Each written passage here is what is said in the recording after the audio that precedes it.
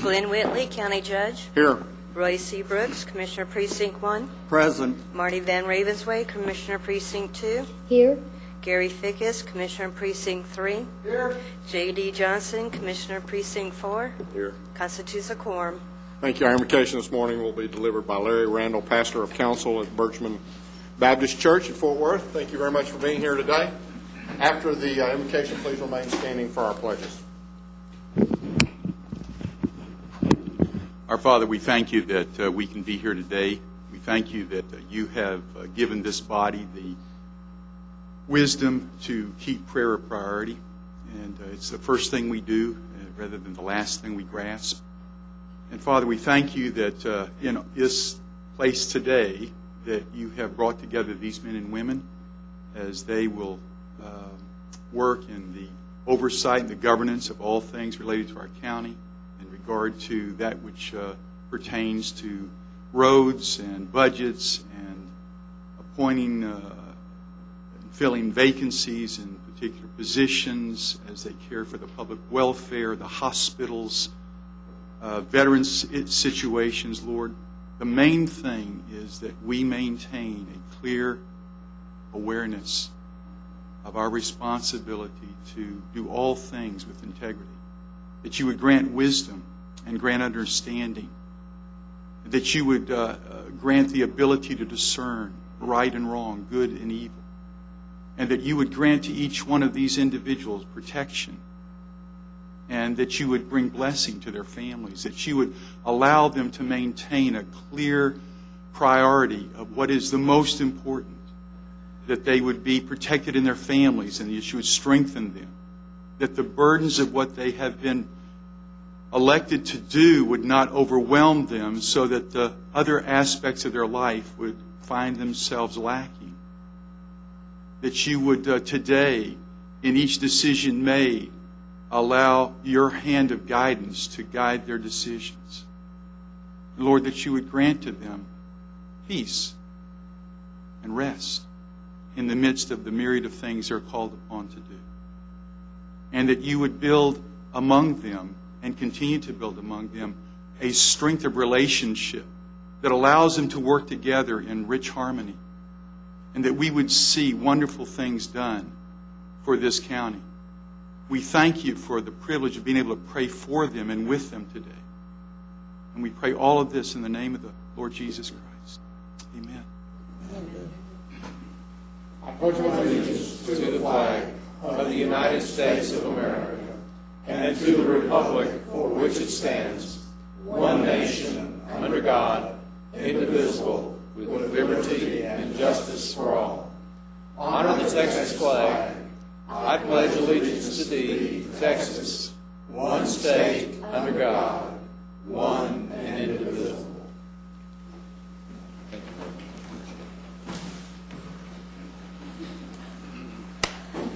Thank you, Pastor Randall, for coming out today. We appreciate it. Thank you very much.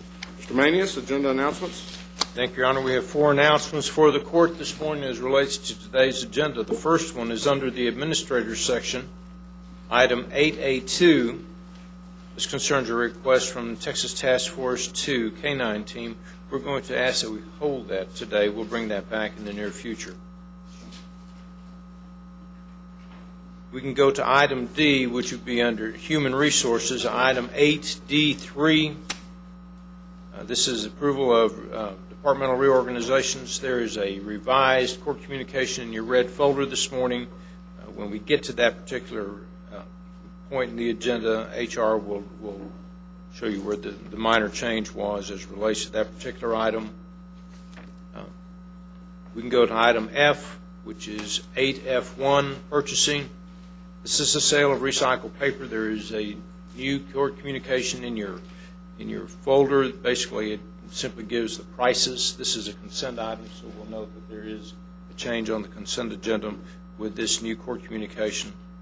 And then finally, members of the court, on item G, 8G1, this is the Sheriff's Department 1033 Surplus Property Program.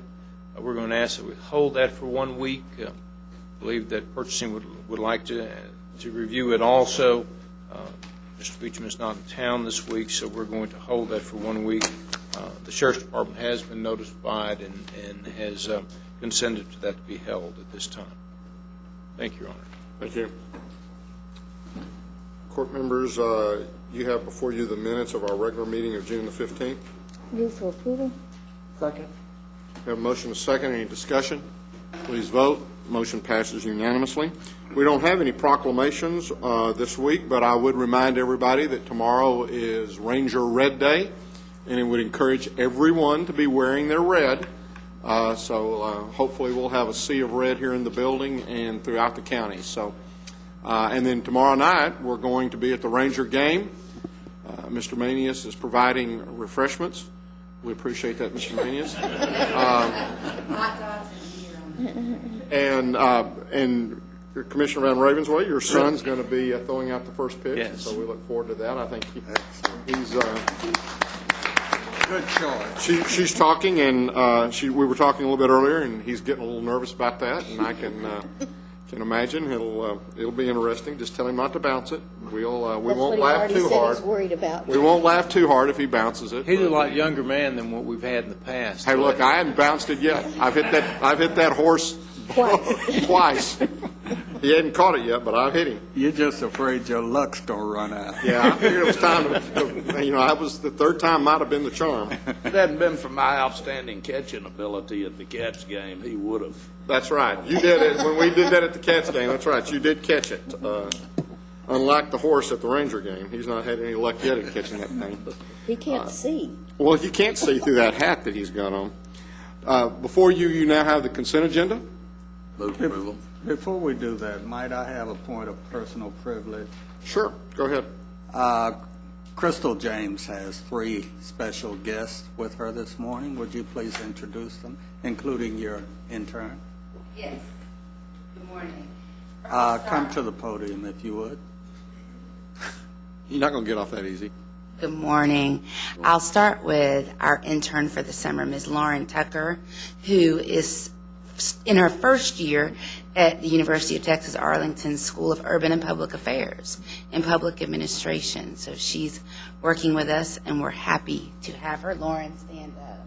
She already did. Oh, okay. And I have my sister visiting for our family reunion that happened last weekend. And I think for the first time in 5 years, they had a Tuesday morning free, and they said, we'll come down and see what you do down there. So here they are, my sister and my mother, Amber James and Barbara Odom Wesley. Thank you for the privilege. Always good to see you, Dr. Barbara. We appreciate very much y'all visiting the court today, and we appreciate very much your daughter's service to Tarrant County. Now you have before you the consent agenda. Second. We have a motion and a second. Any discussion? Please vote. Motion passes unanimously.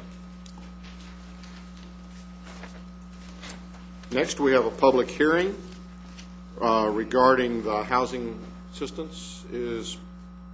Nope. That's not Not Patricia. Patricia. Come on down. Thank you.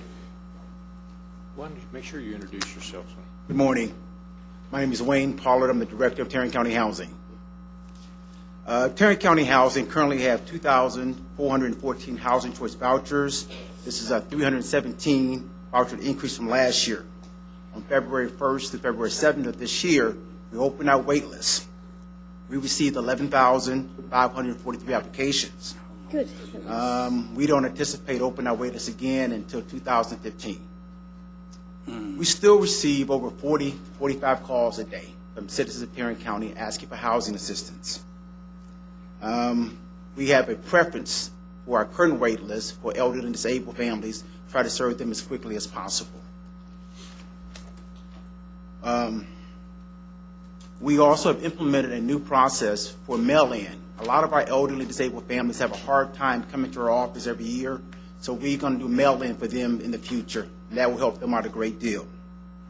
For the second consecutive year, we received 100% on our Section 8 Management Assessment Program, and we also have been rated for a second time as high performers by HUD. We have implemented a new housing software, which gives us more controls, audit trails, reporting, and scanning capabilities. We're now scanning about 50% of our housing documents with the goal to become paperless as possible.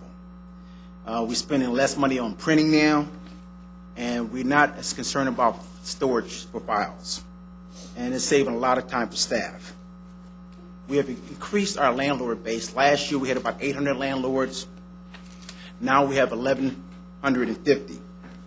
By increasing our landlord base, it has allowed our tenants to have better choices of where to live and better schooling for their children. We have also implemented a web-based program called Go Section 8, and this will allow landlords to put their properties on the web so tenants can find them. But we have found out over this last year, tenants are leasing up 15 days faster than what they did in the past. But we also have the paper copy for people who are not online if they want to come by the office and get a list of the openings. We kicked off our home ownership program last year, and to date, we have 5 families that purchased homes.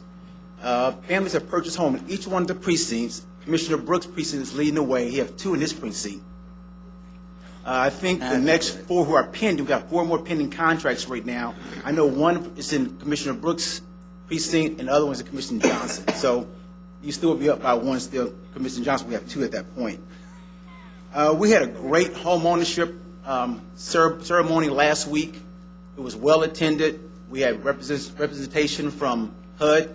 The deputy director was there. They gave words of welcome, as well as Patricia Ward, my boss. Some of the families gave testimony, and one of the families that really stood out to me in our home ownership program, who hope to be closing sometime in the next couple of weeks, their credit scores went from 300 to 700 in about an 8-month period of time. The credit counseling that these families are going through is very, very detailed. They're making a lot of improvements in their lives, doing a lot with their budgets. We also have a very strong family self-sufficiency program. We have had 12 families that graduated from the program, and 2 of the families have earned college degrees. We continue to improve all communications with our stakeholders. We have constant feedback from our customer satisfaction survey and training evaluations.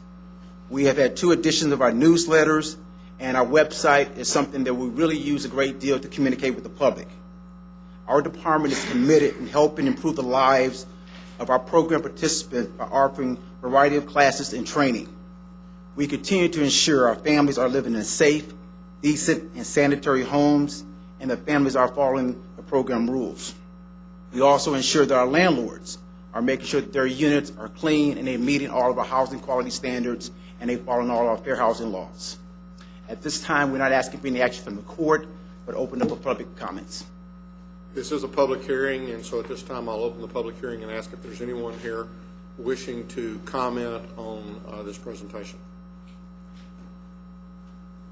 There appearing none, then I will close the public hearing and we will move on to the next item. I've got a couple of comments. I want to congratulate Wayne on the progress that he's made with that department in, what, 1.5, 2 years you've been director? Yes, sir. The things that you've had to report this morning show remarkable improvement in the service of that department to the constituents that use it. One thing that I'd like to suggest to you that you look into is to have a conversation with our IT director, Mr. Smith there, and see if there is a way to get some online recertification done so that your elderly and disabled persons won't have to come into the office to get that done. That would be part of our e-government initiative if we can do it without spending any money, because we have no money for new projects. But I would imagine we could wrap that into something that we're already doing. Yes, sir. And congratulations. Thank you very much, sir. Tremendous. Appreciate it. Members of the Court, we can go to the Administrator's section, item 1. We're requesting the Commissioners' Court approve the appointment of Commissioner Brooks as Tarrant County's designated delegate and Commissioner Fickus as our first alternate to the 2010 NACO conference, which will be held in Nevada next month. Move approval. We have a motion and a second. Any discussion? Please vote. Motion passes unanimously. Thank you, Your Honor. Thank you. Ms. Glenn. Good morning. Good morning.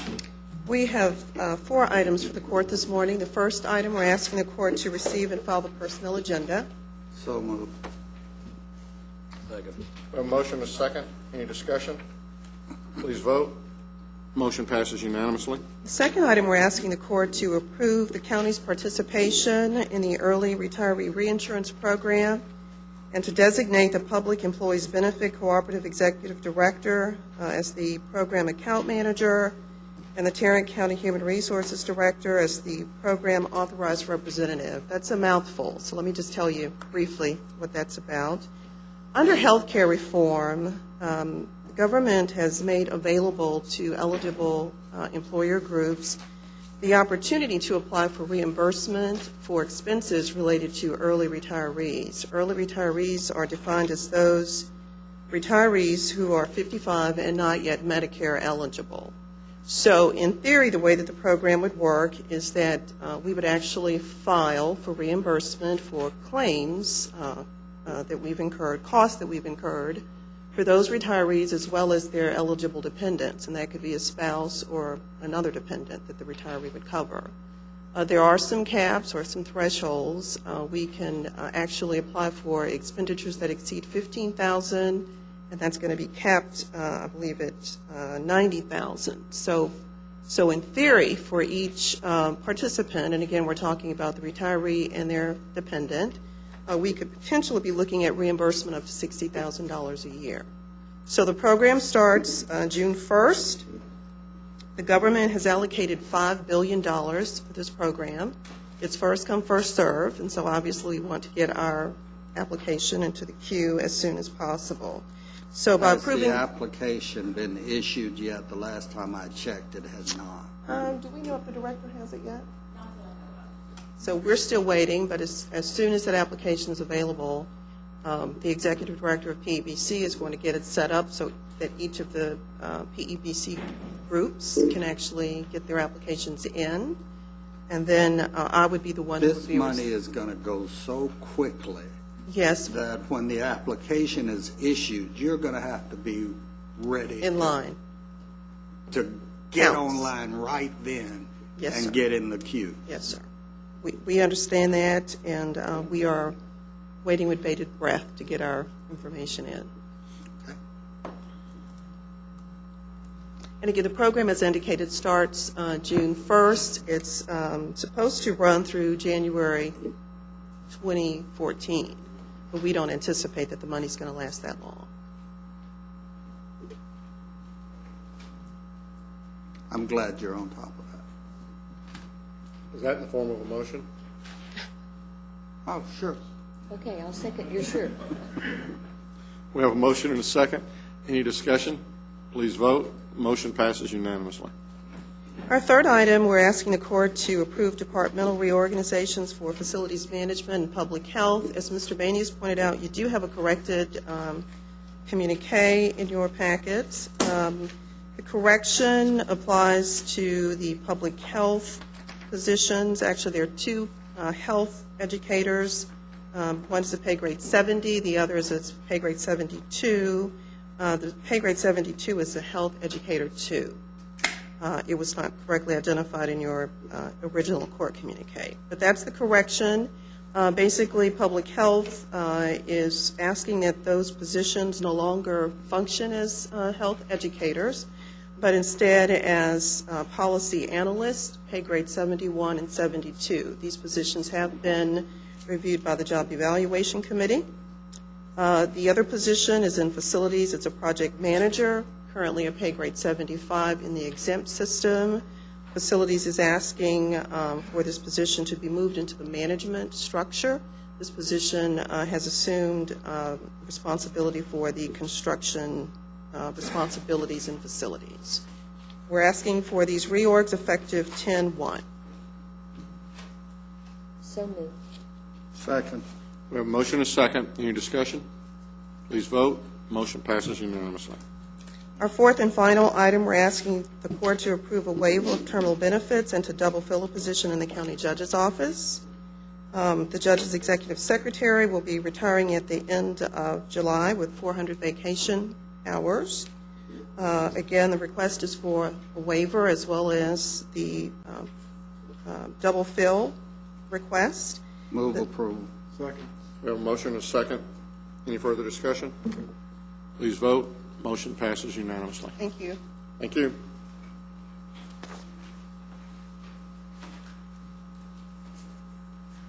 Commissioner Fickus, I believe you have a memorandum of understanding. Yeah. This is with TxDOT. This is to do some improvements along 287. Move for approval. Second. We have a motion and a second. Any discussion? Please vote. Motion passes unanimously.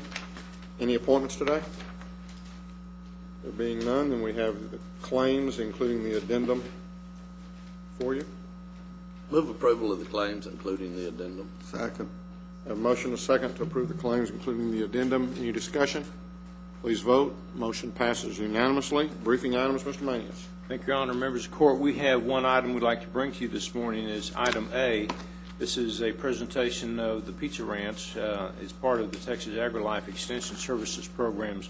Mr. Johnson is here to address the court at this time. Did you bring pizza? Should have. They serve good pizza and milk, didn't they? Yeah, we get a calcium overload at Pizza Ranch when we do it. Pizza Ranch is an educational event that's planned and delivered by the Tarrant Area Food and Fiber Committee, one of the program area committees of the Texas AgriLife Extension Service here in Tarrant County. We celebrated our 15th year of Pizza Ranch this year. We missed last year because of H1N1. It happened during that week when schools closed, but it's been a very successful event from day one. The event actually has evolved from Farm Day, where we bussed young people out to a local farm or ranch and had them on site, but we learned that the weather didn't always cooperate with us, or the animals, or sometimes even the insects that were there. I think the last year we did on site, we had some wasp stings, and so that was not a positive event for some young people. As of this year, we've reached over 60,000 young people in the 15 years that the event's been going on. The objectives of the program are to try to expose young people to the importance of agriculture in their daily life, proper nutrition, an appreciation for our natural resources that are renewable natural resources, the affordability of food. And I know this concept's been talked about over and over for a number of years, how cheap our food supply is and how plentiful it is. And in some countries, they don't have that benefit of affordable and available food. Water quality, we've added a water quality feature into the Pizza Ranch curriculum. Career opportunities. We have a curriculum that the fourth grade school teachers use that has the careers that are associated with food and agriculture. And you'd be surprised how many careers actually touch upon the agricultural industry. It's not just cattle and pigs and chickens. There's a lot of jobs that are involved in the delivery and processing of food products.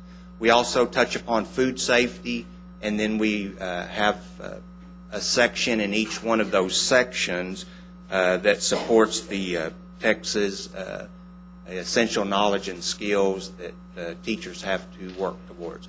The concepts that are taught is the first one is the My Pyramid.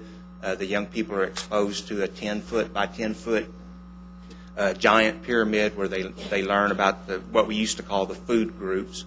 We don't talk in those terms anymore, but the different things that they can put into their daily diet to meet their nutritional requirements each day. Then they'll go to a dairy production milk harvesting station where they actually get to see a cow being milked. And for some young people, this is a real treat.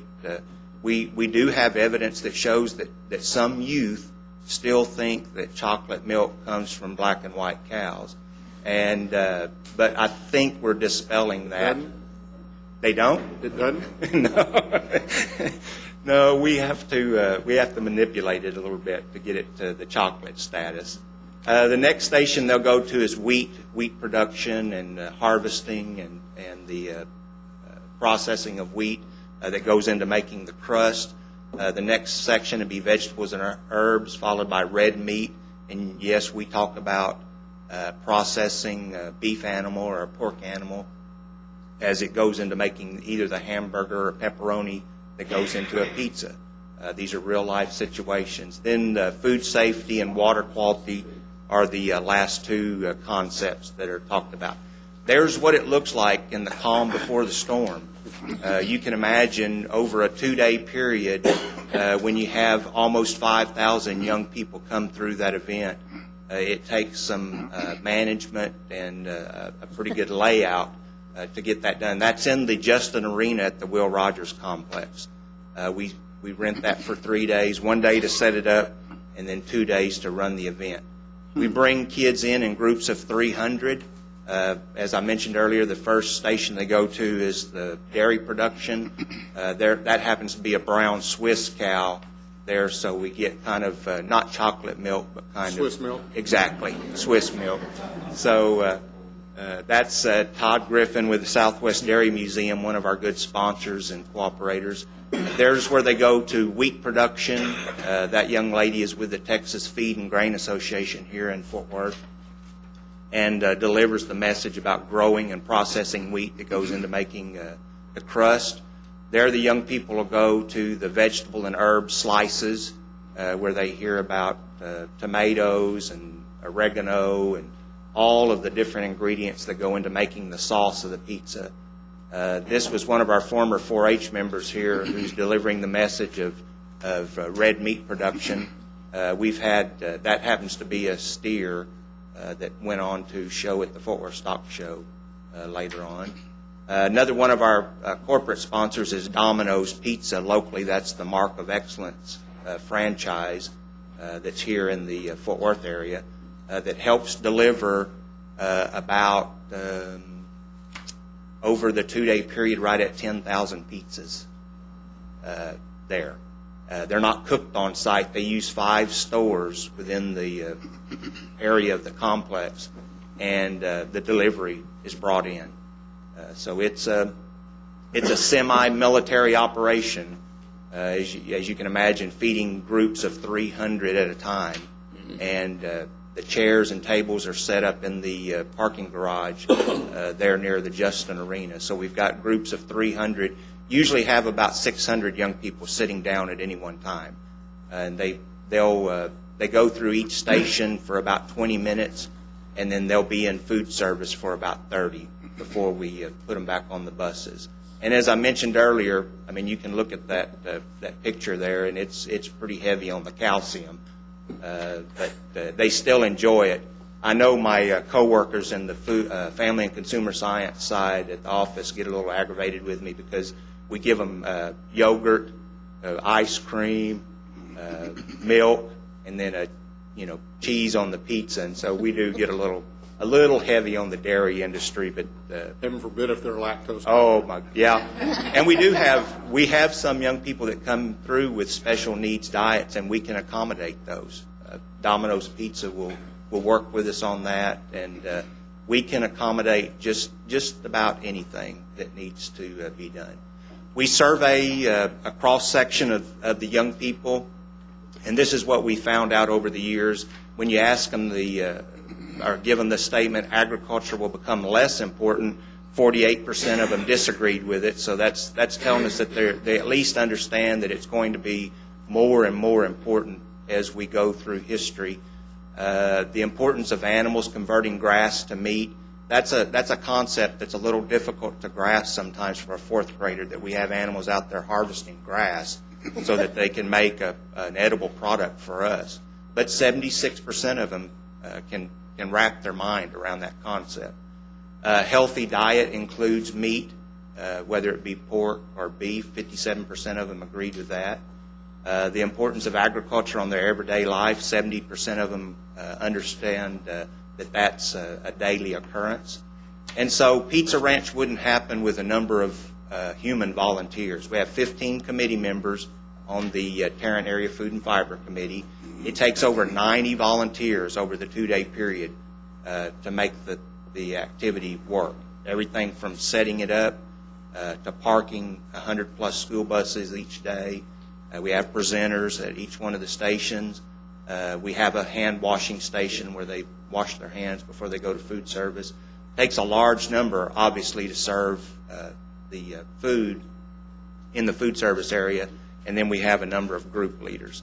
The sponsors, I'm not going to go through all of those, but we've got some real key ones there, the Fort Worth Farm and Ranch Club, the Livestock Show, Southwest Dairy Museum out of Sulphur Springs, Texas, Mark of Excellence Pizza, and then Ag Workers Mutual Auto Insurance. And then we have the dairy industry and both the Fort Worth Fire Department and the Fort Worth Mounted Patrol on site that help us also.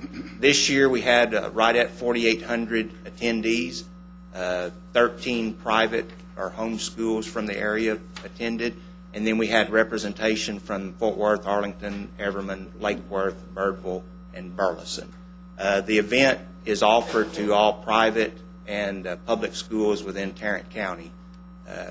We're also looking at trying to expand it into the Arlington area, and I think we've got the sponsorships in line. We're just looking for a venue to do the same event over in Arlington.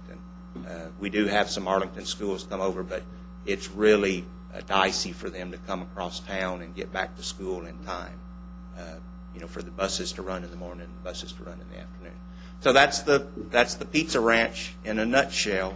So if you have any questions, I'd be glad to answer them.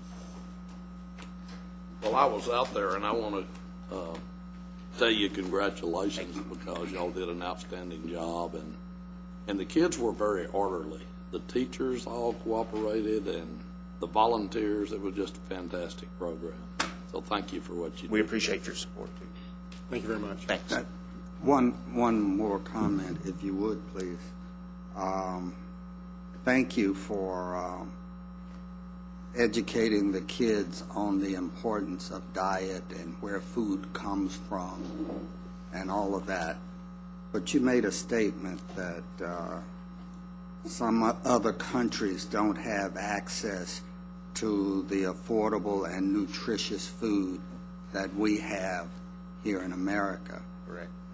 I learned at a large urban county caucus of the National Association of Counties meeting recently. We received a briefing from the Department of Agriculture about something that they've described as food deserts.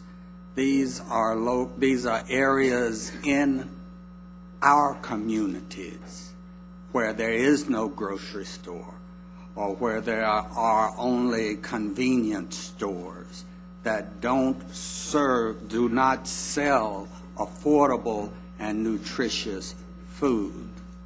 I came back and, that kind of made my brain go ding, ding, ding, ding, because there are areas in my precinct, and I'm certain that there are similar areas in the other precincts that qualify as food deserts.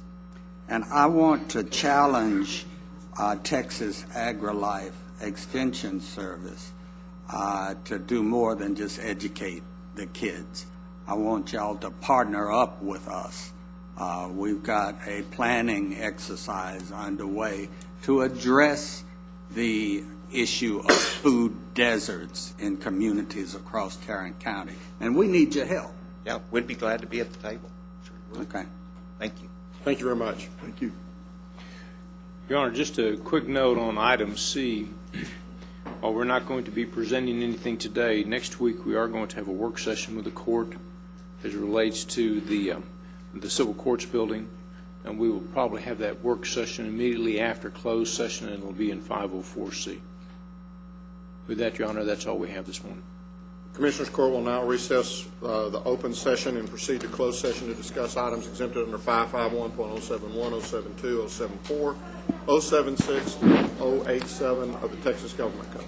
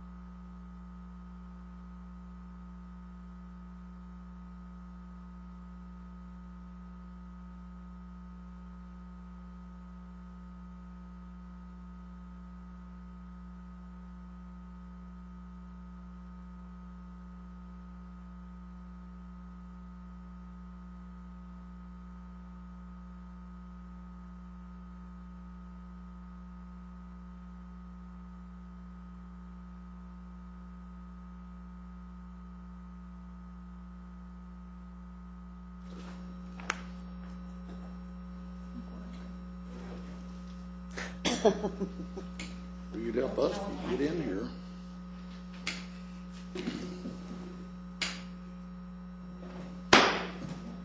Having returned from closed session and having no business to conduct at this time, we are adjourned.